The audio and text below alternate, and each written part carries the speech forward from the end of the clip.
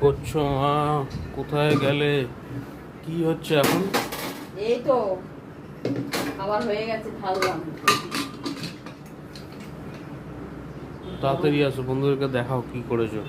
খুব গরম। কি এটা?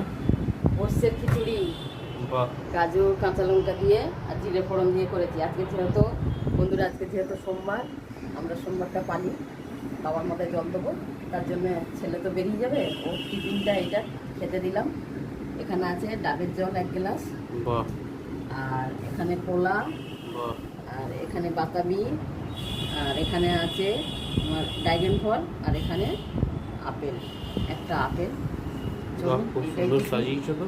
এইটাই টিফিন। বন্ধুরা দেখুন ড্রাগনটা কত সুন্দর পেকেছে, এই দেখুন, এত লাল, আর কি বলবো, এই দেখুন লাল দেখুন।